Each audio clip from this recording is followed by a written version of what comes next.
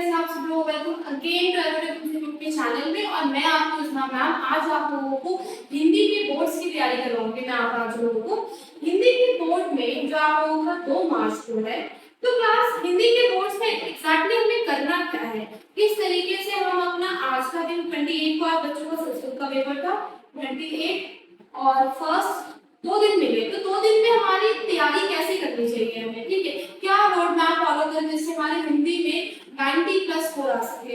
तो क्लास देखो, सबसे पहले हम लोग फाइनल बोर्ड का ये पेपर है जिसको चाहिए मुझे देखिए कमेंट कर देना। इस बोर्ड की हेल्प से हम एक एनालाइज करेंगे कि हमें 2 दिन में किस तरीके से पढ़ना है।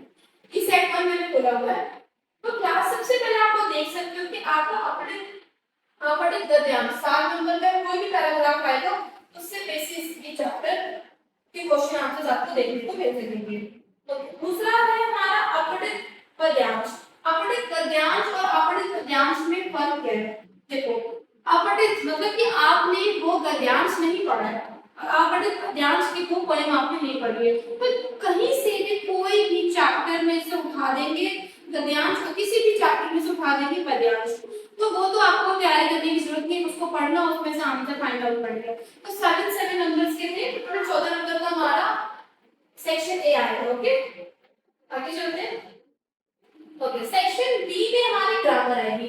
4 नंबर का आएगा हमारा रचना के आधार पर वाक्य थे, 4 नंबर का आएगा हमारा वाच्य, ओके, 4 नंबर का आएगा हमारा पद परिचय और 4 नंबर का आएगा हमारा अलंकार। तो टोटल कितने हो गए? 16। तो 16 और 14 नंबर का सेक्शन ए आ गया और 16 नंबर का क्या आ गया हमारा बच्चों? एक सेकंड, 16 नंबर का हमारा आ गया ग्रामर। टोटल हो गया 30 नंबर का चैप्टर। 30 नंबर की हमारी तैयारी होगी। सेक्शन सी में हमारे पास आएगा पठित पद्यांश। पठित पद्यांश मतलब होगा कि आपने आपकी बुक में से जो चैप्टर आपने पढ़े हो उसमें से कोई पैराग्राफ उठ कर आएगा। कितने नंबर का है? 5 नंबर का, ठीक है। ऐसे ही हमारे पास अपठित पद्यांश, चलो ये तो बुक का है, बुक का छोड़ते हैं, बुक कितने मार्क्स का है बाद में देखते हैं, पहले लास्ट का देखते हैं। सेक्शन नंबर रचनात्मक लेखन जो ये है, हाँ ये रहा 6 नंबर का अनुच्छेद आएगा, ठीक है। और 5 नंबर का स्ववृत्त में 2 लेटर्स के बीच में डिफरेंस, तो 6 5 11, ओके। स्ववृत्त और हमारा ईमेल में आएगा डिफरेंस 5 नंबर का, तो ये हो गया हमारा 16 मार्क्स हो गया। और 4 नंबर का हमारा क्या आएगा? एक विज्ञापन और एक आएगा संदेश लेखन, 4 नंबर 20, मतलब कि 30 नंबर और ये 20 नंबर का टोटल 50 नंबर का तो आपका सेक्शन ए बी और सेक्शन ए बी और लास्ट का रचनात्मक लेखन। तो बुक कितने मार्क्स की? बुक्स हुआ सिर्फ 30 मार्क्स का। तो मेरे कहने का मतलब है कि 14 नंबर का आपका सेक्शन ए, 16 नंबर का आपका ग्रामर, ठीक है, और 20 नंबर का आपका रचनात्मक लेखन, टोटल हो गया ये 50। तो 30 नंबर का आपका चैप्टर आएगा। तो मेरे कहने का मतलब सिंपली यही है कि आपको चैप्टर पे इतना फोकस नहीं करना। अगर आप आराम से राइटिंग स्किल्स से नंबर उठा लेते ग्रामर राइटिंग से, तो आपको इजीली तरीके से आपको स्कोर मिल जाएगा, ठीक है। चैप्टर पे फोकस करोगे तो इजीली छूट जाएगी। तो मैं आपको सिंपली राइटिंग स्किल्स की और आपके ग्रामर में हेल्प करूंगी मैं, ठीक है, व्याकरण में और रचनात्मक लेखन में मैं आपकी हेल्प करूंगी। चलो स्टार्ट करते हैं। समझ में आ गई? ये था एनालाइज करना। इस तरीके से आपको रोड मैप फॉलो करना है। सबसे पहले हमें जो स्टार्ट करना है वो स्टार्ट करना है वाक्य भेद, ठीक है। तो मैं हेडिंग डाल देती हूँ, रचना के आधार पर वाक्य भेद, वो शुरू करते हैं। मैं बिल्कुल बेसिक लेवल से कराऊंगी, एक एक चीज मैं खुद लिखूंगी। मैं चाहती तो आपके लिए पीपीटी बना देती और मैं उसको ऑनलाइन करके समझाती हूँ, बट नहीं, आपको मेरे साथ करना है। मैं अगर मेहनत करूंगी तो आपको मेरे साथ मेहनत करनी है। हेडिंग डालो, क्या है? रचना के आधार पर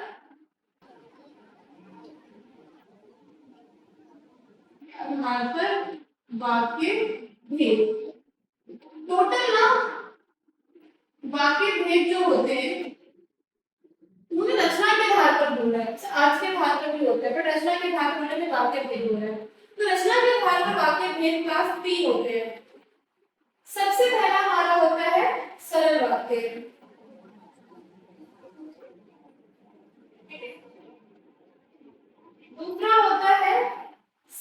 वाक्य।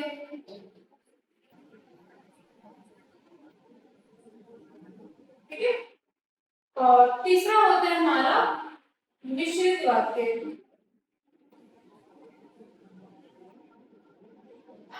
ये तीन टाइप के वाक्य की पहचान आपको आनी चाहिए। वन बाय वन हम लोग करते हैं, ठीक है। वन बाय वन इसको हम स्टार्ट करते हैं, किस तरीके से हमें करना है। नोट करना इसको भी आपको अच्छे से।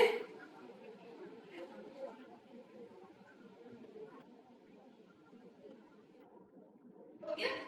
चलो, पहला कौन उठाया? मैं आपका कोर्स भी देख रही हूँ कुछ। हाँ, सबसे पहले हमने उठाया कौन सा वाक्य? सरल वाक्य।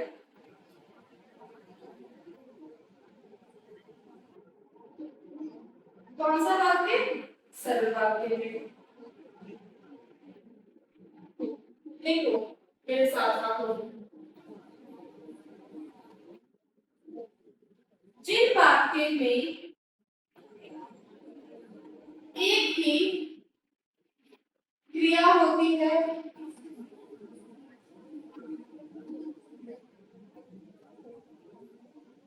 ठीक है, और एक कर्ता होता है,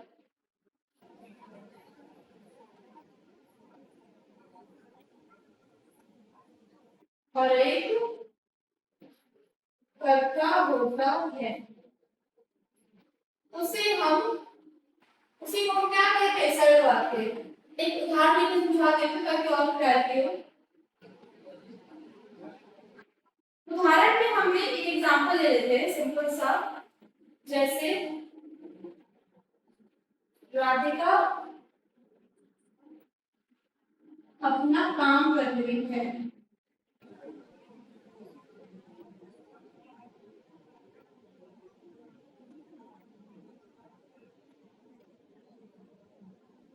हाँ जी, इस चीज को आप सोचो। सरल वाक्य एक वाक्य है जिसमें एक क्रिया और एक कर्ता, निष्क्रिय का सब्जेक्ट वर्ब। एक वाक्य में एक कर्ता हो काम करने वाला, और एक कर्ता क्या काम कर रहा हो? वो उसकी क्रिया हो। एक वाक्य में एक ही कर्ता हो और एक क्या हो? क्रिया हो। समझ जाना कि वो कौन सा वाक्य? सरल वाक्य। जैसे राधिका कौन है? हमारी कर्ता है, ठीक है, और क्या काम कर रही है? क्रिया क्या है? वो अपना काम कर रही है। फिर कौन सा वाक्य हो गया? सरल वाक्य। एक कर्ता एक क्रिया। क्लियर? चलो नोट कर लो, फिर अगले पे चलते हैं जल्दी जल्दी।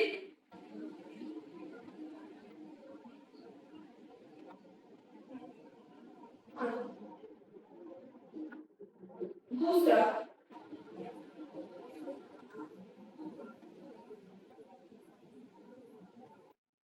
संयुक्त वाक्य।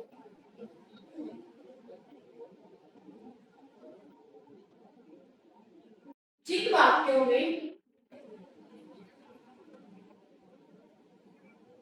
दो से अधिक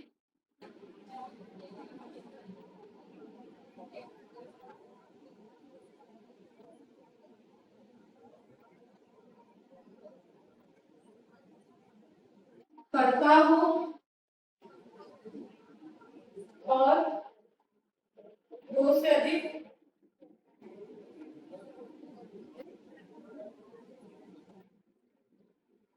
क्रिया हो,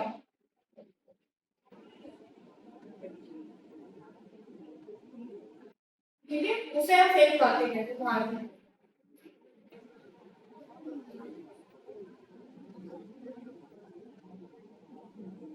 वह सुबह गया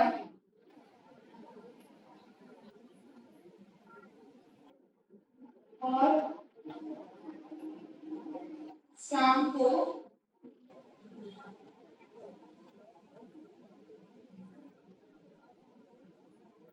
लौट आया। ठीक है, अब देखो किन वाक्य में दो से अधिक कर्ता हो, दो से ज्यादा काम करने वाले और दो से ज्यादा क्या हो? क्रिया हो, उसी को हम कहते हैं संयुक्त वाक्य। वह सुबह गया, गया क्रिया, और शाम को लौट आया, लौटना दूसरा क्रिया। तो आप देख रहे हो दो वाक्य है, उन दोनों में दो से अधिक क्या है? क्रिया। उन दोनों वाक्यों को और में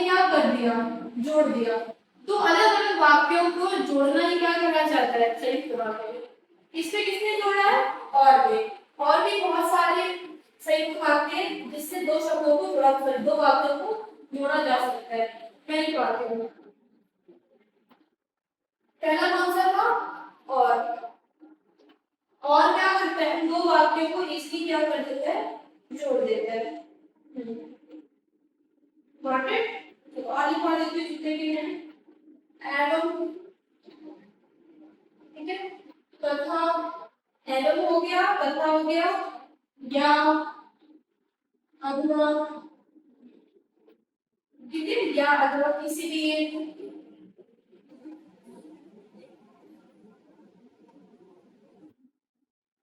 दूसरा अतः,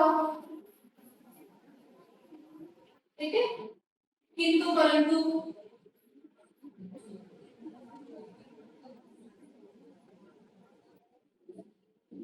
किंतु परंतु, लेकिन, ये सारे वाक्य इनफ है फॉर प्रैक्टिस। ये सारे वाक्य काफी ज्यादा इनफ है। आप आराम से इन सभी वाक्यों को मिलाकर, इन सभी वाक्यों की हेल्प से आप सही वाक्य बना सकते हो। क्योंकि पेपर में ना चेंज करने के लिए आते हैं कि सरल वाक्य को सही वाक्य में चेंज करो, तो आपको याद होनी चाहिए। ठीक है, लास्ट कौन सा हमारा? मिश्रित वाक्य। आ जाओ, कौन सा वाक्य है? मिश्रित वाक्य। इसका मैं एक अच्छा एग्जांपल आपको बता सकती हूँ।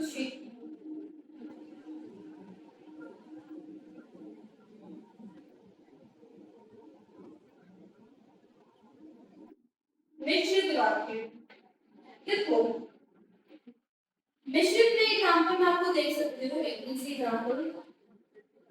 जैसे मिश्रित मतलब कि मिले जुले वर्ड, मतलब कि मिले जुले वर्ड, मिले जुले शब्द। उदाहरण लिखते हो साथ में आप मेरे।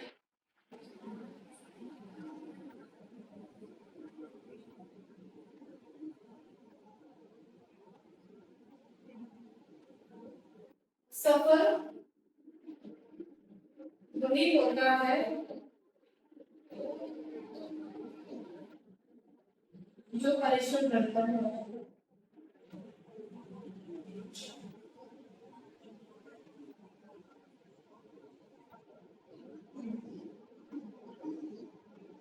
मैं इसके और एग्जांपल भी लिख देती हूँ। जैसे पहला वर्ड तो जो ही हो गया, ठीक है। दूसरा हो गया हमारा जितना उतना, जितना काम करो तो बस मतलब नहीं, जितना उतना। दूसरा हो गया जैसे तैसे, जैसा वैसा, ये शब्द हो गया। जब तब, ये शब्द हो गया। जहां वहां,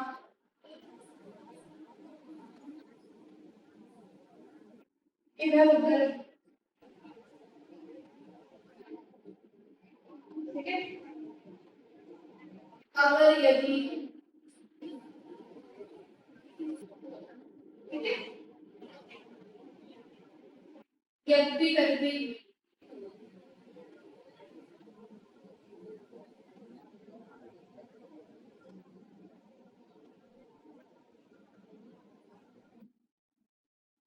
क्लास ये सारे आपके मिले जुले शब्द है। मिश्रित, मिले जुले।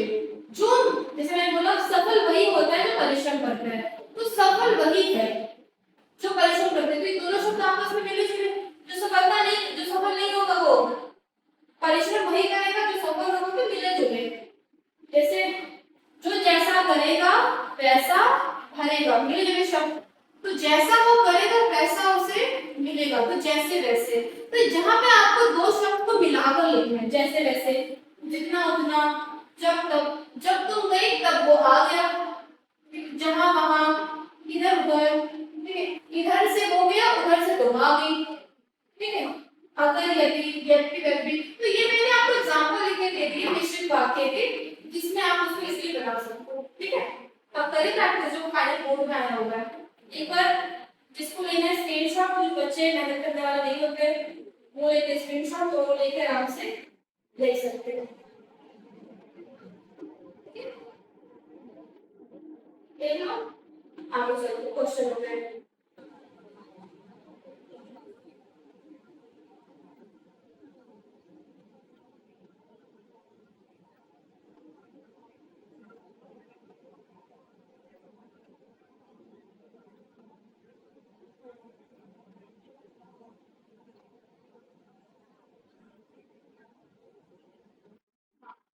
दूसरी वाला क्वेश्चन, ठीक है। रचना के आधार पर वाक्य भेद पर आधारित 5 प्रश्नों में से किन्हीं 4 प्रश्नों के आपको उत्तर देने हैं, ठीक है। तो आपको इसको मिश्र वाक्य में, तो इसको हम करते हैं, मैं साइड में लिखाऊंगी, एक बार आप लोग इसको अच्छे से पढ़ो, अच्छे से करो।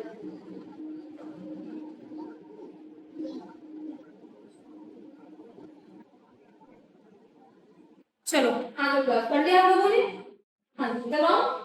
मिश्र वाक्य, अभी हमने पढ़ा मिले जुले शब्द, ठीक है। तो पहला हमने बोला है मुक्तेश्वर की यात्रा में हमने हिमालय की अभिराम छवि को देखा।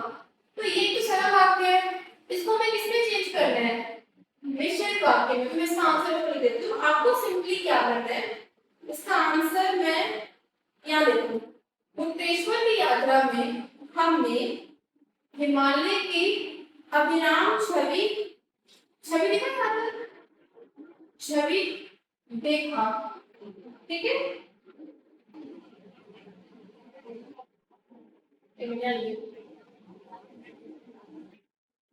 मुक्तेश्वर की यात्रा में, ठीक है, हमने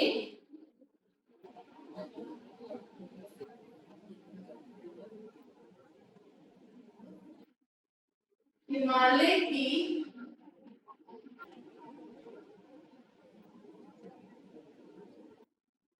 अभिराम, ओके, छवि, अभिराम छवि क्या करी, देखी, जो लगा के अत्यंत, जो अत्यंत क्या थी,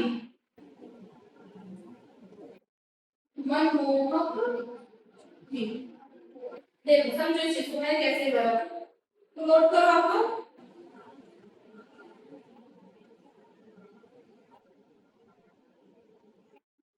इसको नोट करो अच्छे से, इसको डाउट है बताओ।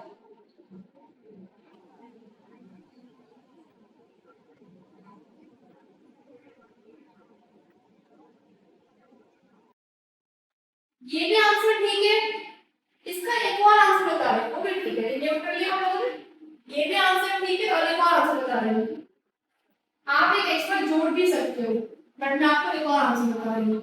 देखो एक और आंसर में ये है, जब तक वाला, जब तक वाला मैं पढ़ा ना, जब तक जब हमने मुक्तेश्वर की यात्रा की, जब हमने मुक्तेश्वर की यात्रा की तब, जब तो वाला कॉन्सेप्ट याद आ गया, तब हिमालय की अभिराम छवि को देखा, बच्चों। तो जब तक वाला मिले जुले शब्द हो गए, ऐसा आपको याद करना है, ठीक है। दूसरा सरल वाक्य बदलना है, जब अधिक बारिश होती है तब सड़कों पर पानी भर जाता है।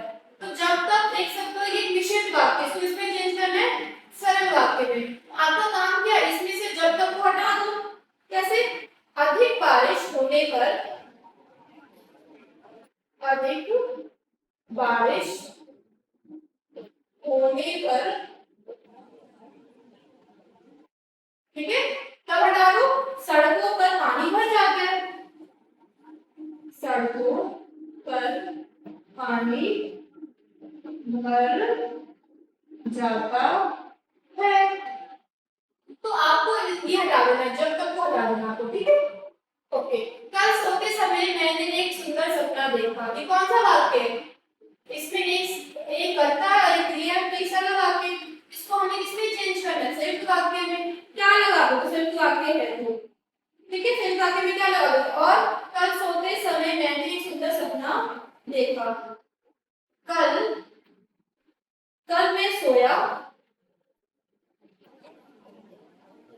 सोया और कल वो सोया, कल मैं सोया और मैंने एक सुंदर सपना देखा। और मैंने एक सुंदर सपना देखा। और लगा दिया ना? मैं क्या देखा? दीदी ने कहा कि शोर मत बचाओ। आश्रित उपवाक्य पहचानिए और उनका भेद बताइए। आश्रित उपवाक्य, अब इसको करते हैं, इसको होल्ड करो। श्री लाल बहादुर शास्त्री ने जय जवान जय किसान का नारा दिया था। तो रचना की दृष्टि पर कौन सा वाक्य हुआ? तो श्री लाल बहादुर शास्त्री ने जय जवान जय किसान का नारा दिया था। क्या लगता है कौन सा वाक्य हो? जो एक कर्ता और एक सकर्म है, कौन सा वाक्य? सरल वाक्य। समझ में आया क्लास? मैंने आपको अभी समझा भी दिया और फाइनल बोर्ड के पेपर में 2025 का पेपर, उसमें किस तरीके से क्वेश्चन है वो हमने कर लिया। पहले में जब तक लगाया, दूसरे में जब तक को हटाकर हम सरल वाक्य में चेंज कर दिया, तीसरे में और लगा दिया और चौथे में पहचानने को आएगा। आश्रित उपवाक्य पहचानिए और ये मैं बाद में समझाऊंगी क्या होता है। अभी हमने जो कॉन्सेप्ट सीखा है रचना के आधार पर वाक्य में, वो तो क्लियर है ना? 4 के 4 5 आएंगे, उसमें से 4 करना है। 4 के 4 नंबर आपके मैंने पक्के कर दिए यहाँ पर। तो कंफ्यूजन है? नहीं? तो चलो आगे चलते हैं। अब है वाच्य। वाच्य में कंफ्यूजन होती है और है पद परिचय। पद परिचय, वाच्य और पद परिचय और अलंकार, ठीक है। वाच्य और हमारा पद परिचय। तो मैं पद परिचय में आपको मैं हैंड टू हैंड करा देती हूँ, फिर बच्चों आगे चलते हैं। क्लास देखो, पद परिचय, पद परिचय, जैसे मैं एक लड़की हूँ, ठीक है। अगर आपसे कोई परिचय पूछेगा तो आप क्या बताओगे कि यस आई एम गर्ल, मैं एक लड़की हूँ, मैं इस क्लास में पढ़ती हूँ, मेरे मम्मी पापा का नाम ये है, ठीक है, और मैं इस स्कूल में पढ़ती हूँ। तो आपने अपने बारे में क्या दे दिया? परिचय। तो ऐसे ही आपके पास कुछ पद गिवन होंगे, उसको आपको देना है परिचय। बट परिचय देना आपको हिंदी की लैंग्वेज में। परिचय क्या है? वो कौन सा संज्ञा है, वो कौन सा सर्वनाम है। परिचय में क्या कह दोगे कि वो कौन सी संज्ञा है, कौन सा सर्वनाम है, कौन सा विशेषण है, ये तो पद परिचय। कौन सी क्रिया है, ठीक है, कौन सा काल है, कौन सा लिंग है, कौन सा वचन है, ये सारे। इसमें से एक नंबर तो कोई भी टीचर लिख के दे दो एग्जामिनर के सामने, वो कुछ आपको नंबर दे देगा। एक तो मैं करा देती हूँ आपको कैसे होगा। आ जाओ, सिंपल चीजें हैं, ठीक है, एग्जाम में आराम से आपको कर लोगे। आ जाओ बस एक सेकंड ना, थोड़ा सा सबसे पहले हमारा परिचय कौन सा आ रहा है क्लास? उन्हें। पहला वर्ड कौन सा है हमारा? उन्हें। उन्हें का हम परिचय देते हैं। उन्हें एक संज्ञा है, सर्वनाम है, तो उन्हें एक वर्ड क्या है? सर्वनाम। क्या है वो? सर्वनाम। तो आपको पहले पहचानना है कि कौन सा है। उन्हें ज्ञानपीठ पुरस्कार से सम्मानित किया गया। सर्वनाम, कौन सा सर्वनाम? प्रकार बता दे, पुरुषवाचक है या क्या है? तो ये उन्हें पुरुषवाचक सर्वनाम है, ठीक है। कौन सा है ये? पुरुषवाचक। मतलब कि आपको जो भी संज्ञा वगैरह बताओगे उसका साथ ही साथ क्या बताना है? भेद भी बताना है। संज्ञा लिखो तो संज्ञा का भेद, सर्वनाम लिखो तो सर्वनाम का भेद। तो सर्वनाम का भेद क्या है? इसमें पुरुषवाचक है, ठीक है। अब ये स्त्रीलिंग है पुल्लिंग है? तो आपको पता है ये क्या है हमारा? पुल्लिंग है, ठीक है। हमने सर्वनाम बताया पुरुषवाचक का, क्या बताया हमने? पुल्लिंग है। एक बच्चा है बहुवचन है, उन्हें, तो ये क्या हुआ? हमारा बहुवचन है, ठीक है। ये क्या है? हमारा बहुवचन है। उन्हें सम्मानित किया गया है, मतलब कि यहाँ पे कौन सा कारक है? कर्म कारक। और किया गया है, गया कौन सा काल है? किया गया है ना, तो कौन सा काल बताओगे इसको आप लोग? ये हुआ हमारा वर्तमान काल।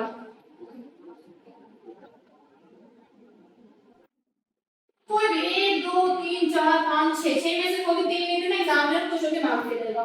ठीक है, अब आ जाओ, समझ में आ गया। अब आ जाओ दूसरा, मैं अक्सर बाग में घूमता हूँ। तो यहाँ पर वर्ड क्या अंडरलाइन करा है उन्होंने, अक्सर। अक्सर क्या है, देखो क्लास, अक्सर बाग में घूमना, घूमना एक क्रिया है और क्रिया की विशेषता क्या है, अक्सर। तो यहाँ पर कौन सा है ये, क्रिया विशेषण है। क्या है ये, क्रिया विशेषण। समझा देती हूँ, क्या है ये, क्रिया विशेषण। ठीक है, और घूमता हूँ कौन सा वाचक, कालवाचक। ठीक है, क्रिया विशेषण हूँ और क्या हूँ, कालवाचक हूँ। तो क्लास देखो, जब भी क्रिया का विशेषता है, क्रिया विशेषण है और घूमता हूँ, तो कौन सा वाचक हुआ, कालवाचक। इस तरीके से आप बता सकते हो मैं हूँ, तो यहाँ पर क्या हो गया, एक वचन हो गया। स्त्रीलिंग पुल्लिंग नहीं पता तो सीधा आंसर क्या लिख देना, पुल्लिंग लिख के आ जाना, मार्क्स मिल जाएगा। ओके, और काल, कौन सा काल है, वर्तमान काल है। तो लिख दोगे, एग्जामिनर आपको नंबर इजीली दे देगा। यहाँ पे अध्यापिका ने बताया कि कल अवकाश है। अब यहाँ पर बोला है कि, अध्यापिका ने बताया कि क्या है, एक सेकंड क्लास पॉज। अध्यापिका ने बताया है कि कल अवकाश है, कि। ठीक है, देखो कि जब भी की का वाला वर्ड आ जाए तो कोई अव्यय होता है। क्या होता है, कोई अव्यय होता है। और कौन सा अव्यय होता है, समुच्च बोधक। ओके, जब भी की का आ जाए समझ जाना अव्यय है, समुच्च बोधक। अध्यापिका ने बताया कि कल अवकाश है, तो अध्यापक ने बताया, तो कौन सा वचन नहीं है, अध्यापक ने बताया, तो ये हुआ हमारा बहुवचन। ठीक है, अध्यापक ने बताया है तो कर्ता, क्या बताया है कि अवकाश है, तो कर्म कारक। तो ये सारे, तो जहां पर की का आ जाए कौन सा है, वह अव्यय है। वह आ गया, रब कर दो। आगे नेक्स्ट,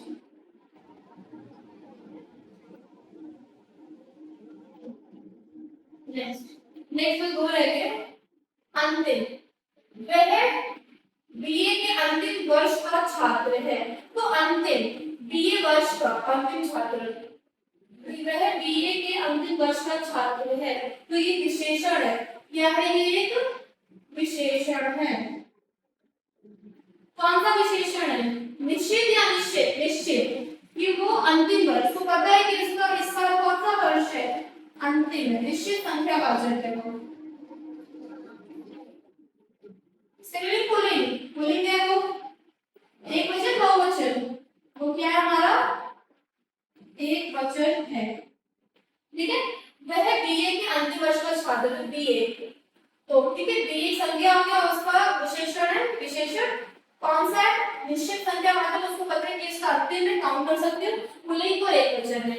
सन्यासी, ये तो पता है यार, सन्यासी क्या होता है, एक हमारा संज्ञा, कौन सा संज्ञा है, सन्यासी जातिवाचक में आता है। ठीक है, पुल्लिंग है, स्त्रीलिंग है, ये हमारा है पुल्लिंग। ठीक, एक वचन बहुवचन, ये हमारा एक वचन।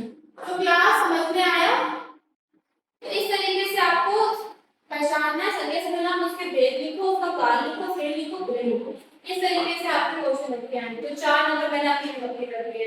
अब बस रह गया है वाच्य अलंकार, जो मैं आपको आज शाम की क्लास में कराऊंगी। ठीक है, कोई दिक्कत तो नहीं है ना, कॉन्सेप्ट क्लियर है। अब प्रैक्टिस करना शुरू कर दो चैप्टर पे, थोड़ा चैप्टर पे ध्यान दो, पर सारा फोकस अब राइटिंग और ग्रामर पार्ट पे रखो। ठीक है, मिलते हैं इसके नेक्स्ट पार्ट में। ओके, बाय बच्चों।